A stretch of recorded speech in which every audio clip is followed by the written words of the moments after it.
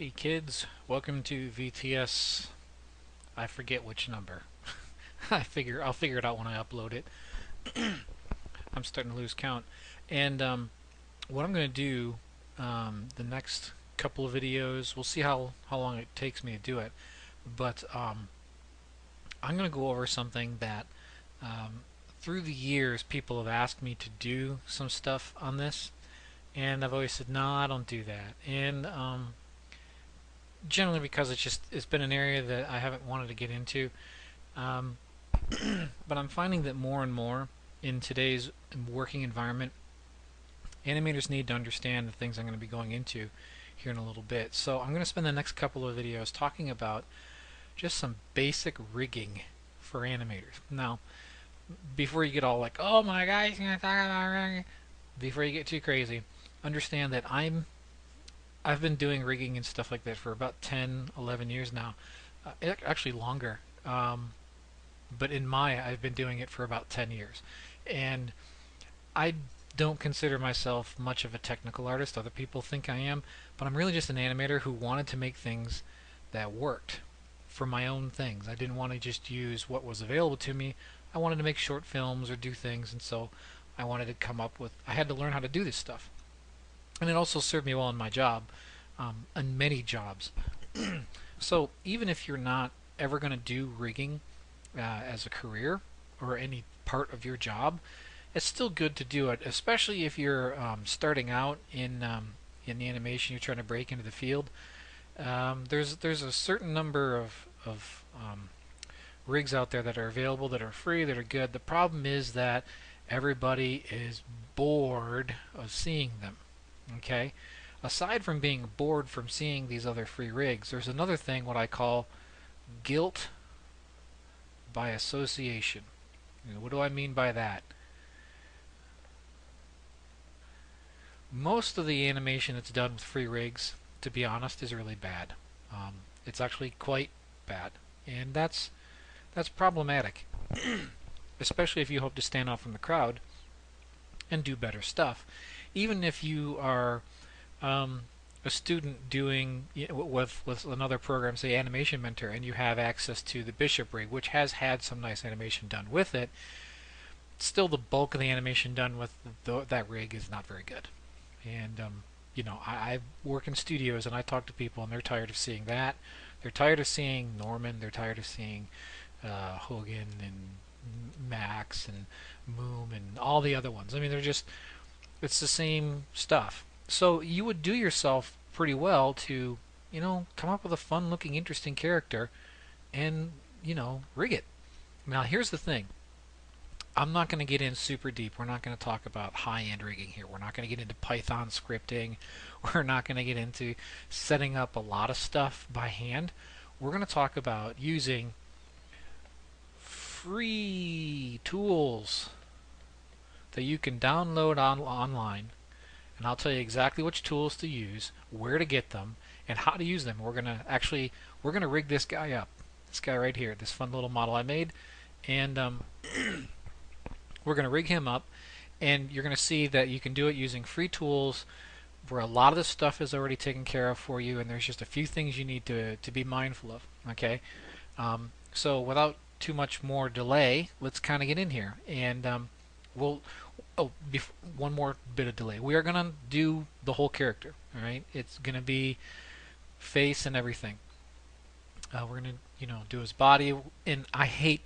There's so many things about rigging I can't stand.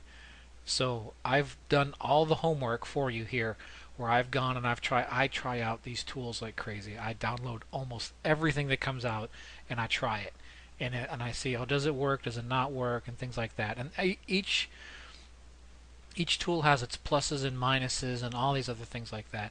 And there are some really neat solutions out there if you want a turnkey system that'll do it for you. I mean, Raf Anzeman, a friend of mine, makes a really nice little thing for face, the setup machine for his face and the setup machine for the body. They're not free, but they're pretty good. I mean, they make nice rigs, and they're pretty good to work with. But I'm going to use the free stuff here online. In case you just can't afford or don't have access to those things, and it just gives you more options and more ways to try things. And so we're going to do his face, we're going to do his body, we're going to do skinning. I hate skinning weights. I can't stand painting skin weights. It's the most annoying part of the job. And so there's ways around it that will make it less painful. There's always going to be aspects of weight painting that is just death on a stick for everybody, but trust me, if there's a person in the world who's figured out the least amount of work involved in getting weights done, it's me. And I'm going to share what I've learned. So, okay, without any further ado, here's my dude. His name is Lou, for lack of a better name. Now, I haven't put in the details of his eyes or anything yet. He does have some pupils mapped on there. I'm not going to get into the materials and stuff like that with this guy.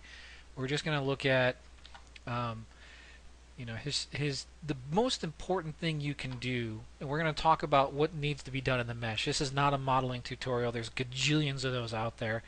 I make simple, fun little cartoon characters because to me they're appealing, they're easy to animate, and they're just fun to watch if they're done well. And so I like fun little guys like this. His hands are a little bit more of a challenge just because his design is goofy. You'll notice that a lot of my characters don't have a neck, and they have pot bellies. That's because I, for most of my life, have had a pot belly and no neck. So all art is self-autobiographical, isn't it? So anyways, there's a couple areas that are really important to keep in mind. And when you're modeling, just pay attention that you're doing things so that the mouth area has some really nice flow around it, because that's going to help you so much when it comes to the facial animation. The other thing is try to find appealing combinations of sizes and shapes. Okay, you know, we can do a lot of different things here. Where you know you can play around with stuff like this. Now his eyes won't end up being perfectly round, but we start off round. I'll show you how to rig them so that they can squash and stretch later. But the nice thing here is, you know, the nice thing with working with spheres is you can come up with all kinds of fun little combinations that could be interesting. Block in your shapes whenever you're making a model using the simplest things possible. When I made this guy, he wasn't all built out. It was just, basically what I did is I created a pear shape, just a simple little sphere, and then a couple of spheres for the eyes, a couple of basic little things for the horns, because that's what I knew I wanted. And then I just took a quick render of it, and in Photoshop I went and painted in what the arms would look like, and just, you know, it was back and forth. So designing of a character, make something that's fun, but do yourself and do every demo reel watcher out there a favor. Make it appealing, make it good. If you don't know what that means, then look online at you know, go to conceptart.org or go to CG Talk or you know, I don't know, any of these places that have galleries, and just look, and when you find something you like, say, hey, that's kind of cool, and make it. All right, I mean, don't rip it off, but kind of learn, you know, understand what's appealing and what's not appealing. I can't really get into that, but appeal, in case you didn't know, appeal is one of those 12 principles. The 12 principles of animation. It's one of the 12 that we hardly ever talk about because it doesn't break down very easily, like overlapping action or silhouette. It doesn't break down mathematically as well, so we kind of gloss over it. But you cannot, absolutely cannot overlook appeal. You want to know the difference between a successful movie in animation and one that didn't work? Look at the character design. If the characters aren't appealing, you can forget it. The movie is not going to, it's not going to do any well. Okay? So, you know, just take a look at what's going on in that regard. So make appealing shapes.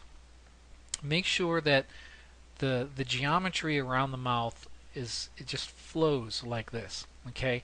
If you got a lot of lines real close together, don't worry about it. I used to be really worried about it, but I'm not anymore.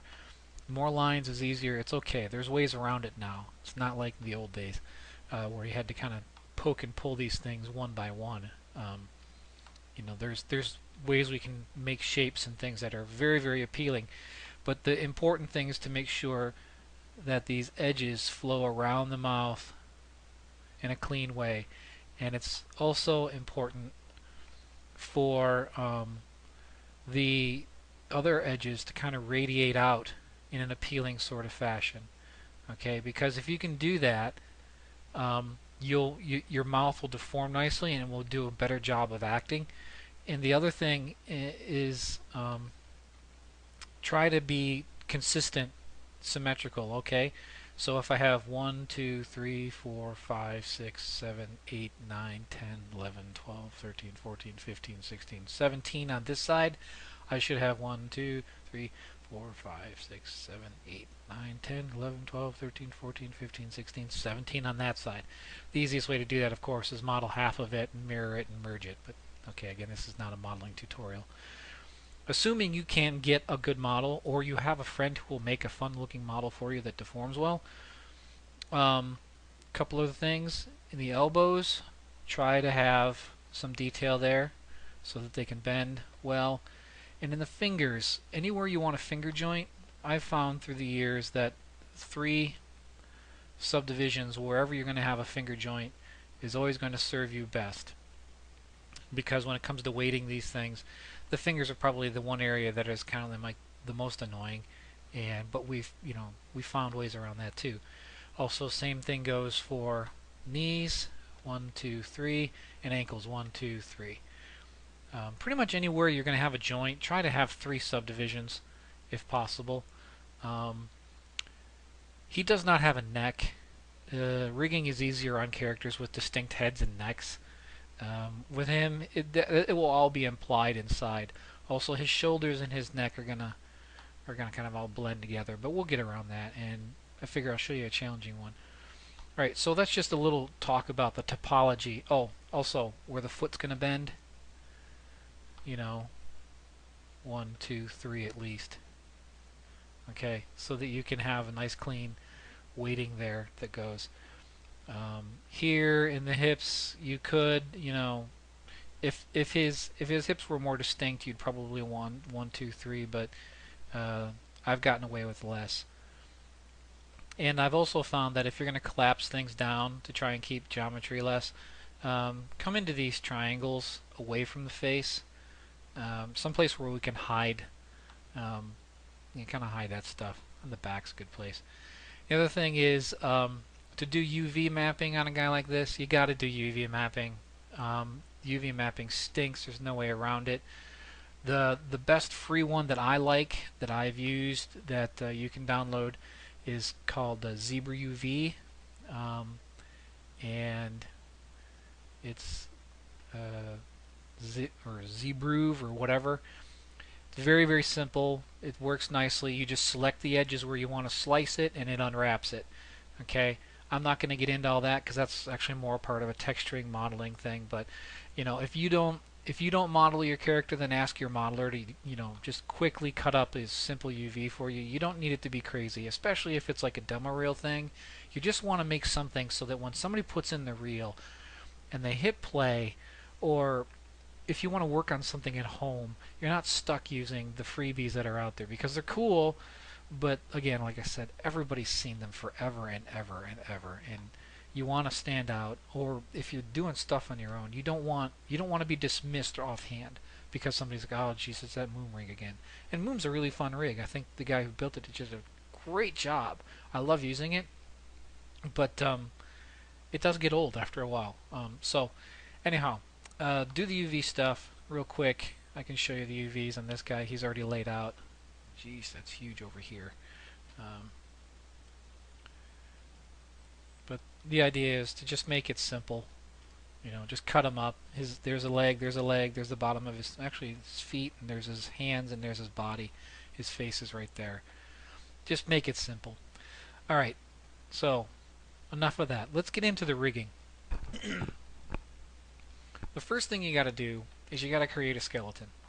You can do this by hand, but why would you? Use tools that are available free online for this. So first up, I'm going to use something called AB Auto Rig. It's a pretty good little tool. There are a number of auto riggers out there. I don't know the guy who built this one personally, but I think it does a pretty good job of building out skeletons, and the rig that it builds is pretty decent. Okay, is it a top end rig where you can get all kinds of cool ribbon stuff and all? No, but it'll do the job, and it'll do it pretty good. So the process is pretty simple. Again, I'm trying to keep this in mind that we're just dealing with animators here. We're not going to try and convince you to quit being an animator and become a technical director for characters on something, the next avatar or whatever. Um, so I'm going to name this guy Lou. So you choose the character name Lou. It gives it a prefix. And there's a little button down here at the bottom called Create a Skeleton. Well, click that, and that will bring up another little window right here called Skeleton Maker. Well, this is pretty simple. These things up here, I leave these alone, although I kind of get rid of the autosave skeleton and build, because when you build this it will put a shelf button up, and that's annoying. So what you do is you make a proxy first, and what that does is it brings in a bunch of locators and stuff like that. I'm gonna make sure that this whole thing, not sure why he is not in this layer. Add, there we go. Okay, it brings in a bunch of locators and joints and dimensions and curves and all that stuff. What this is doing is it's kind of like a basic little proxy for you to kind of lay out where you want your joints to be. It's just a bunch of little helper objects. So probably the trickiest thing is the first thing. If you move a red thing, it moves an entire hierarchy of stuff. If you use a curve, it just moves the location of a specific controller, but we won't get too much into that. What you do is you select the legs, and the red things for the legs and the red thing for the hip, and you also have to select that curve for reasons unknown, and just put that where you think the hip should be. If it's easier for you to work in this kind of view, go ahead and work in that kind of view. And just know that wherever you put this red thing is going to be where his root is, or where his hips are. I want that just a little bit lower, so we'll move it a little bit lower. Okay, now the legs. This is pretty cool. You do one side and the other side is mirrored for you. Simple. Okay. You can move the legs and you can put those anywhere you want. If we go back to perspective view, you can find a nice place to put them. Now, the thing is, with the feet and stuff like that, you can't move this stuff in the x-axis. And at first I thought, well, that's broken, that's stupid. But I understand what he's trying to do. For most rigs, it's really important to make sure that your joints are oriented the right way. And that's a real pain in the butt to set up. And it's a real pain in the butt to make sure it stays the same. In fact, if there's a place where auto riggers fall apart, it's in joint orientation a lot. Sometimes it just does a crappy job. So this guy's got a pretty interesting solution. He just makes sure that you have to rotate things a certain way. So it's pretty simple. You just, since this guy's legs are kind of out a little bit, his feet do not aim forward, well, then we'll just do something a little bit differently here. Take, and we can just raise that up right there. And what we want to do is we want to take the hip and just aim it so that, and this is where the joints are going to go. We're not actually making them yet, we're just kind of telling it where it should go. Now this is the knee, we kind of skipped over that, but we'll put it right where it makes sense for the knee to go. Okay, pretty simple. Somewhere right around that middle of these three things, 1, 2, 3, try and put it around the middle one. Same thing here with the heel, I'm sorry, with the ankle, kind of put it back and right where the middle one is for these three. I got 1, 2, 3 subdivisions there. Try and put it on that middle one. Spin around, make sure it's kind of centered up. Up, can't do that, that's right. So come up here and fix it. So that's easy to do. Like that. If you modeled your character symmetrical, it should work on the other side. Alright? And then take his little toe locator thing, and you notice we're just going to put that, his toe bender, where all that stuff happens, we're going to put that right there. And we're going to take the end of his toe and put it there at the end of his toe. Pretty simple. all nice and lined up. See, not too hard, pretty quick. And we'll do the same thing. I tend to generally work, root down because it's simple to set up, and then root up through the head, and the last thing I do is the arms. Okay, so this will be like his pelvis control area right there. This will be like his root control. This will be his first spine control. So we can decide where we want that first spine control, and we can give him a little bend in his spine as we go. And we can say this will be his upper spine control, and kind of put that right there. He's kind of hunched over, so I'm making a bow in his back so it isn't straight up and down. And I can kind of do the same thing right there. Okay, and now the thing here is his shoulders are way up high, so we're going to have to kind of deal with that a little bit. And we'll move his spine controllers up a little bit, and this just makes life simpler for us so that we get something halfway decent. Try and line this up so that the clavicles kind of, the shoulder area for the arms sort of lines up where the shoulders are here. We'll fix those specifically a little bit later. And just kind of give that a little bit of there, and kind of tuck that back in there. Just a little bit back and forth. Okay. So that's a halfway decent place for him. What I'm going to do is I want to kind of tuck that back and keep his spine more towards the back of him. Like yay. And then his shoulders, you notice that they're kind of towards the back. Well, that's simple, just move them forward. It's okay. It will not kill us. And can move those somewhere in that range right there is probably good. Alright, before I get too much farther, what I want to do is make sure that the head works. Here's his head controller. Here's his neck control. He doesn't really have a neck, so we'll make that really, really small. And when we finish out this rig, we're just going to hide that controller and we're not going to use it. It's just not going to do anything for us. So by shoving it down here, we're kind of saying, don't pay too much attention to what's going on there.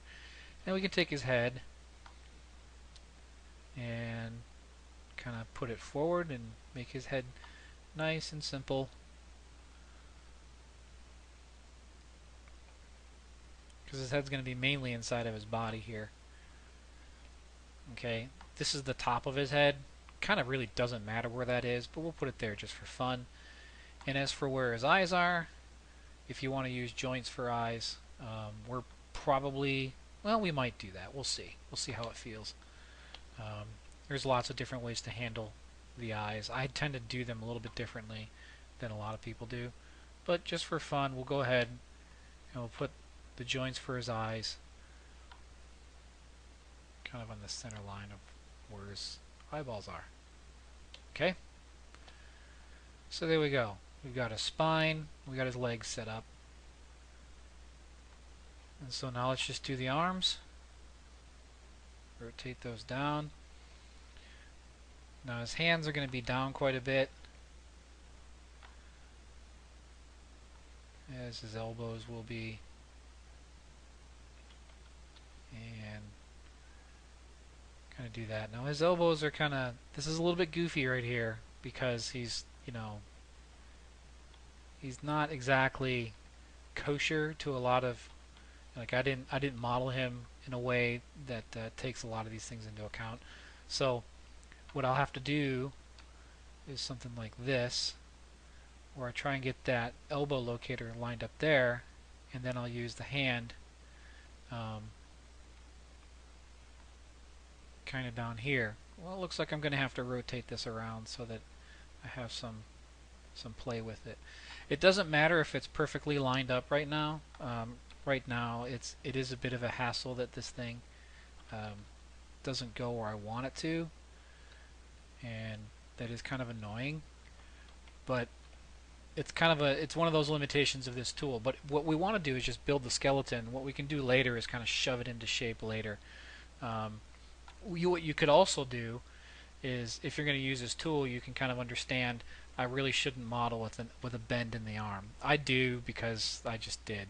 There's a couple ways you can fix it. You can either go ahead and rig it this way with the arm straight so that all the joints are oriented the right way, because again that's pretty important, and then move them down in the arm. Or what's probably a better solution is to fix the model so that the arm actually goes up. And so let me go ahead and do that. Actually, let me just for what I should do, I'm going to hide this. Well, I don't want to do that. Let me make a layer. We'll call this temp for now, and we will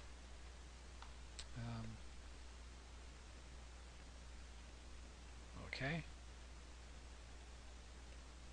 Alright, so it's got drawing overrides on it. Nice.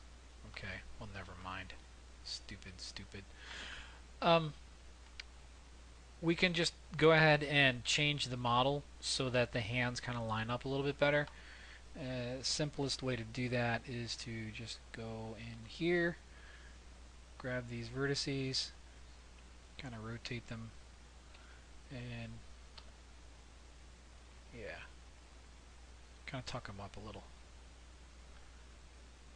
It's not perfect,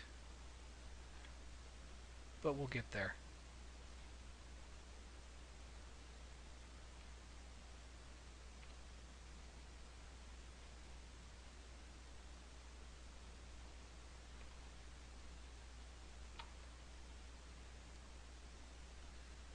Doody-doody-doo.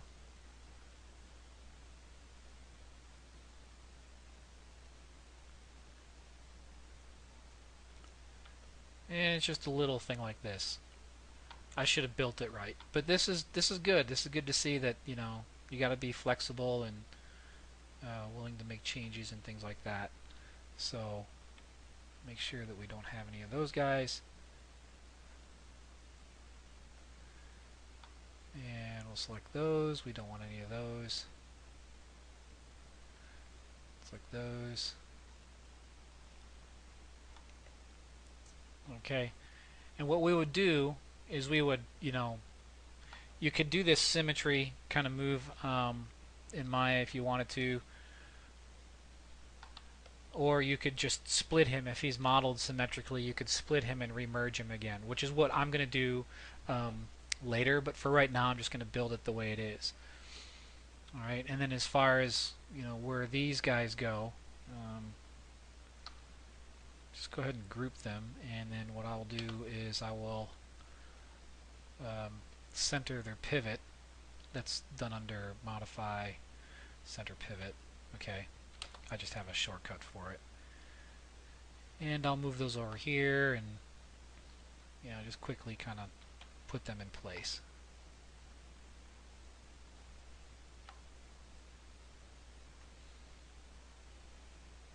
And that could be that. Alright, and what I like to do whenever I do stuff like that is I like to keep things real simple, so I go modify freeze transformations because I like things to be zeroed out. I just do. Okay, so that's, sometimes you and this is true in production as well, where you may need to adjust a model to the rig or the rig to the model, and it's a back and forth sort of thing. So when you're the guy doing all of it, it's no big deal. Okay, so we're a little bit better there as far as that goes. And then what we can do is take this guy, rotate him down a little bit, rotate him back so that that elbow is kind of right there.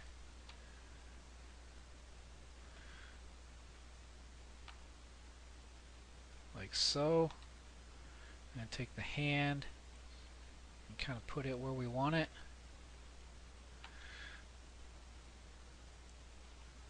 And here we can rotate that any way we like. Alright, so we got that kind of set up. That's not right where I want it on the outside. So again, we can just adjust that model a little bit more. This particular tool wants the arm to be straight. I forgot that when I modeled it. So again, I'll fix that offline when we get to the next version of this video. We'll have that fixed. But for now, we'll just go with it. It's probably a good idea to model them straight anyways, now that I think about it, because most people want stuff. Um, most riggers are going to want things straight. But anyhow, all we're doing here is we're just laying out where the things are going to go. Now he's only got 2 fingers, right? So we don't need all these finger things. So the cool thing is you can just take and select these and delete them. And it won't care what you're doing. And what you do is over here you just make sure you set the number of fingers to be 2. Okay? And then you just take these and you put these where you want them.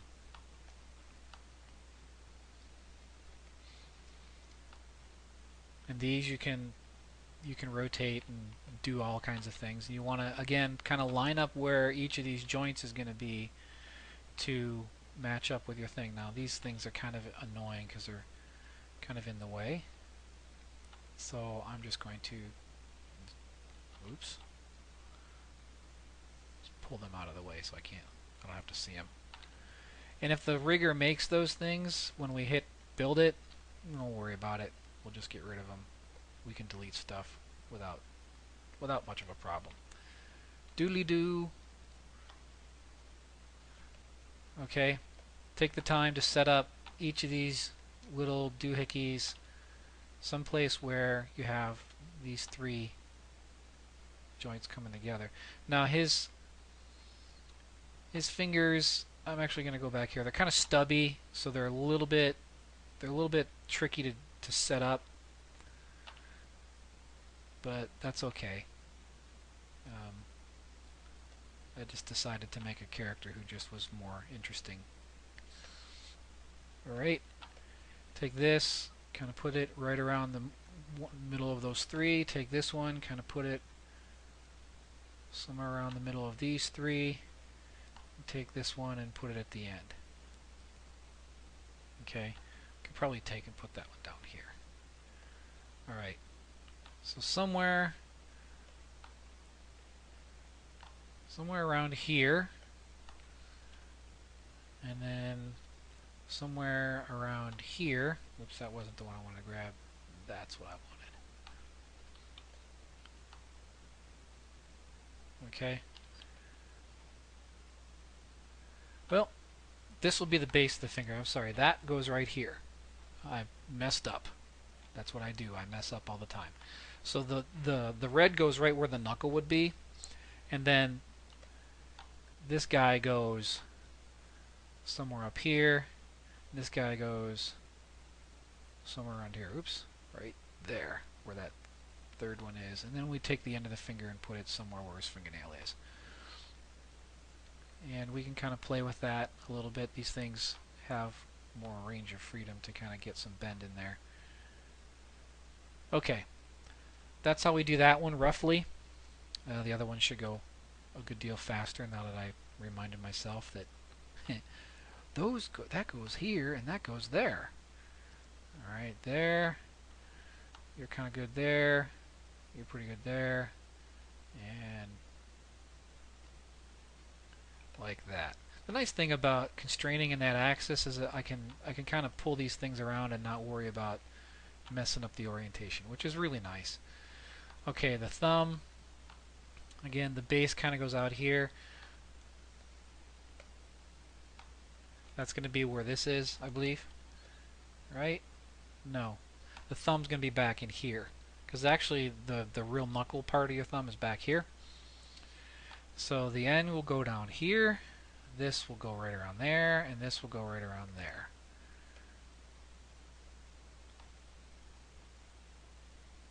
Something like that. Okay, double check to make sure the other side is working okay.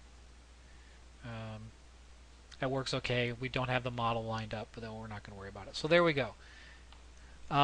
He's roughly in shape. Now, if you want, you can use this little save proxy to shelf, and what that will do is it will save all these wire setups for you. So if you make a mistake, you can come back and reload it with that shelf button and kind of adjust it, which is a really, really, really handy tool. Or you could just, at this point, do a file save as, which is not a bad idea.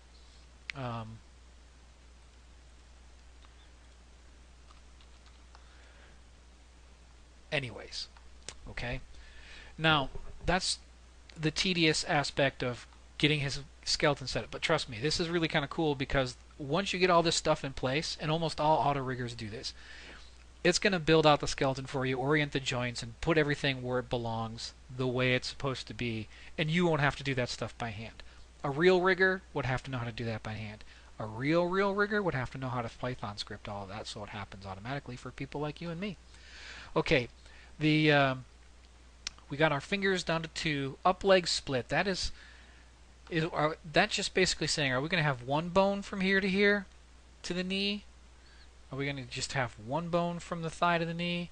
How many bones are we going to have to the thigh and knee? If you do, the more splits you do, a couple of things happen. One, you'll have more bones. But 2, you're going to have actually, it's counterintuitive. It'll end up being easier to skin. I was like, fewer bones for a long time. The other thing it'll do is it gives you, keeps the legs from candy wrapping or dish ragging when they twist, because you'll have more bones to distribute that twist across. Maya 2011 has a new like Quartinian rotation joint solve skin thing that helps on that a lot. But if you don't have 2011, which I'm not working on yet, but I've messed around with it at work, then the more joints is better.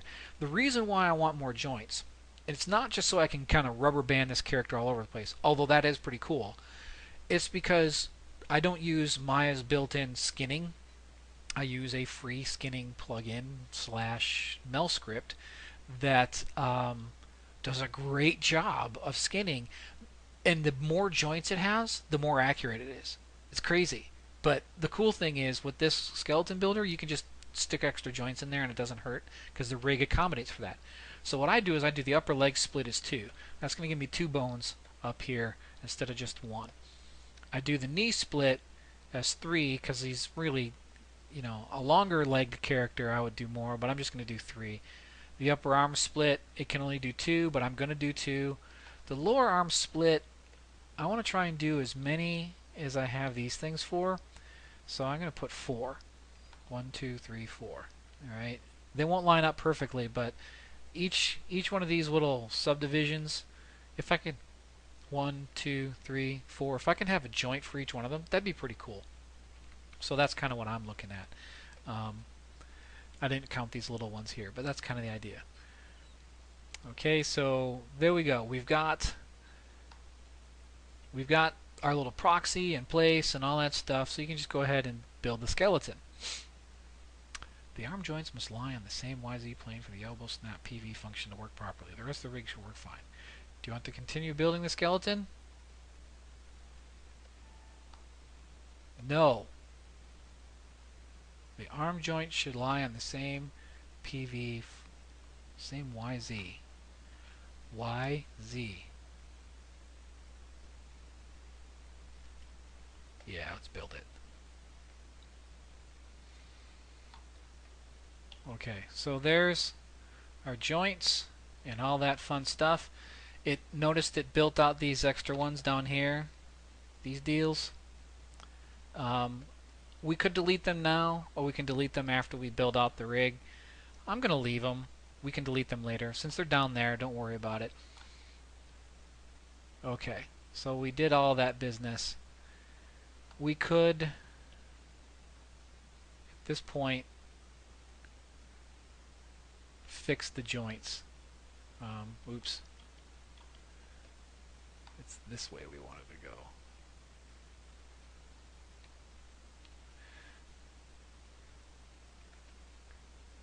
We could try that and see how that goes. Alright, so the spine, how many spine joints do we want? So that's what we did. We built the skeleton. We built a lot of joints in here. We can make more of these if we wanted to. And it would be nice if there were more joints in here right now, to be honest with you. So what we're going to do is we're going to put the spine joints pretty high, 6 to 8. And that will help us when we get to skinning. So it built the joints. So you have a skeleton. At this point, if you wanted to, you can use a different auto rigger, one that just needs you to have joints already. A good example of that would be Zoo CST from the Zoo Tools thing. That will build out a really nice rig. The only thing is it expects you to build out your joints ahead of time. So what you want, if you wanted to, you could just use the AB Auto Rig to build your skin, to build out your joints, and then use the Zoo Tools thing to build the rig. Both rigs are pretty good. I'm just going to stick with this one for now because, hey, why not, right? So it's hot in here today. All right, so this auto loads all this stuff here. Align this thing, you can create the spine rig. Alright, so there you go. And what that did is it broke us up and it made us a bunch of little spine things there. Now the controllers are inside of it, but don't worry about it. We'll fix that later. That stuff's easy to fix. Okay? But what it did is it just built out your controllers for you. And there's your low spine control. Okay? That right there, this is your cog. Okay? And this right here is your pelvis, your little hip swinger. Okay? So you build, and you just follow this thing from left to right. The head and neck, it loads all this stuff automatically, which is nice, so you don't have to try and pick it. So create the head rig. Alright, what that did is that created our little neck rig down, our little neck control down here, which we're not going to worry about. And it created our head control here. And we can change the curves later so that we can see them. Go to the legs and feet. Now, this wants a heel lock. What's that? It wants a locator.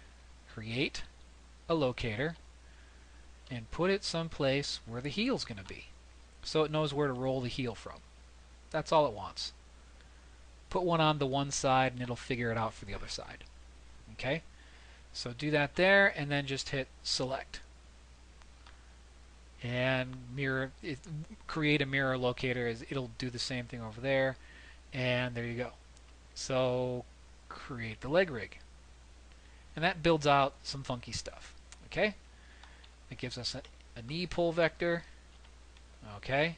It gives us a foot control, which this one does like the IKFK blend. It does leg stretching, the knee stretching. So the knee stretch is kind of cool. It makes the upper part work longer or the lower part work longer. Kind of cool. All right?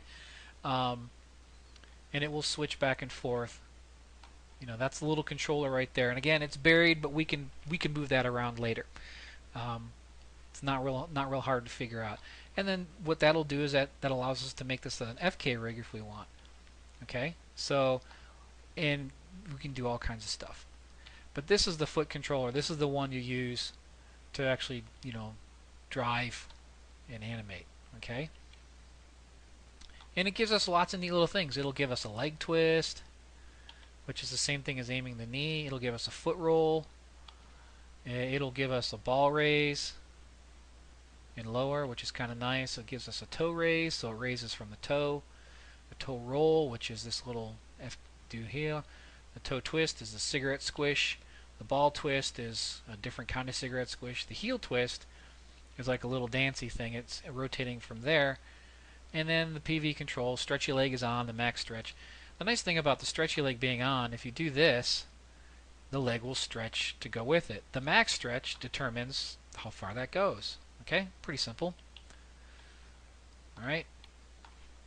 And then the spaces is off, but we'll get into that a little bit later. So it built that leg.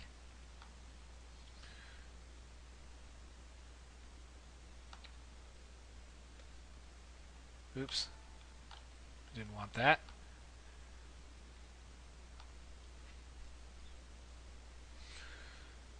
Okay, so what this did, you'll notice, is it built the one side, but it didn't build the other side. Well, that's just because this is the one part where you have to kind of do it by hand. So let's go ahead and just move this heel lock over here. Okay, and then take this right there and select that. Okay, and then we can create that leg rig. Oops, gave me an error. All fields must be filled because I forgot to do that. Okay. No, hit the wrong button. That's the button. Okay. we'll do this fresh. Create a locator, and we will snap it heya right there. Okay. Just for fun, we'll call it locator 2. We'll do that. There is our upper leg. Select that. There we go. Just needed to make a new one.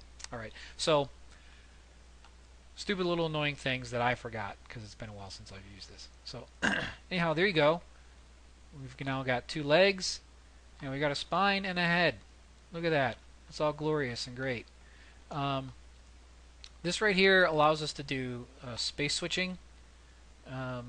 What does that mean? That means you can choose where you want this thing to be parented. Right now it's under the root control. We can set that to be the leg IK control.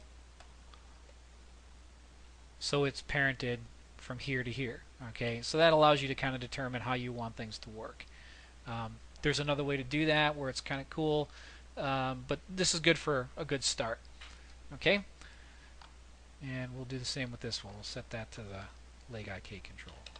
Why? Because I want it to be. Why is it beeping at me? I don't know. It's Windows 7, right? Okay. So then we go to the arms. And this align hand IK to world axes. What that will do is when it builds the hand IK control, it's going to make it 0, 0, 0 along the world. If you don't, it will kind of make it a little. It'll do it differently. It'll do it in local space. That's whatever you prefer. There are 1 or more joints in your arm hierarchy with non-zero rotations. Do you want to reset them? Yes.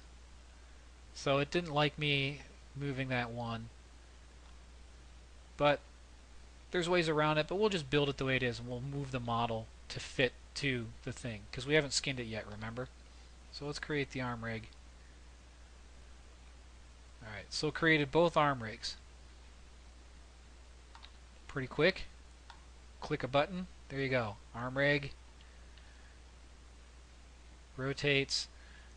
Now, because I set it to world rotations or world axes, 0, 0, 0 for this thing is going to end up right there. Seems to make sense to me that that's what you would do. This right there, there's your pull vector, the thing that said it might not work. We're not worried about it. Okay. And this right here is your hand control where this is the thing that will switch back and forth. It does the elbow stretch, the wrist stretch. Nice little rig. Does what it's supposed to do. It'll stretch the whole arm. If you set it to FK, it'll make it FK. And that's your FK hand controller, which is nice. It's always there, so you don't have to go fishing for it. Pretty simple. Not too shabby at all. Okay. So we're good there. Now let's go ahead and do the hands. One last thing. And do we want to create IK finger controls? Generally I don't. I mean, some people are crazy about it. I don't really care. So I'll live without it for now. Create the hand rigs. And this takes a little bit because it's building a lot of stuff. There you go.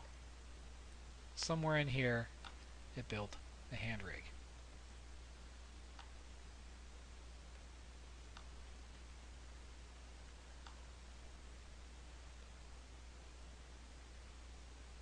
There we go. And it put all that stuff right here on the FK hand control. I'd prefer it didn't do that, but there's worse ways to live life. And it does the job. Now, if you really wanted to get crazy, you could you could make a new controller with new attributes and just drive these and hide them, but we won't get into that. This just does the job. Okay, and this does cupping, and it does the fist, does the spread, and all that business. The only thing it doesn't do is it doesn't really give us like little controllers here because it's all slider driven. But you do have individual joint control. If we get in here, you'll see that I can get to each one of these joints, and I can do whatever I want with them. I can roll them. It's all there, which is pretty cool. Now, I'm just going to delete these because we just don't need those. But I didn't delete them before because I didn't want to break the rigger, because it was kind of expecting them. So that's what you get. So there you go. At this point, we are at a good place to stop, a good place to hit save. So there we go. In less than an hour, we took our thing and we have a skeleton and a functioning control rig. Now, it's not done. That's what the next video is for. But it's kind of cool. And you didn't have to go and study a whole bunch of rigging stuff. It's just a matter of how to use this little tool that somebody wrote. Kind of cool. This hopefully opens doors for you to do things at home. Again, if you're working in the business and you're a rigger, this whole thing was really boring to you and you're like, why did I waste my time here? But there's a lot of people out there who want to do things at home, who are animators, who are interested in doing short stories or little tests or just doing something different, and they're always like overwhelmed, like, oh, rigging is such a big thing, and it is. I mean, there's a lot of expertise that goes into building something like this. The great thing is, we're years and years and years and years into this now. This stuff is out there, so go ahead and use it. Alright, so that's what we're going to do. We're going to stop here, and we'll pick this guy up in the next video. Until then, be good.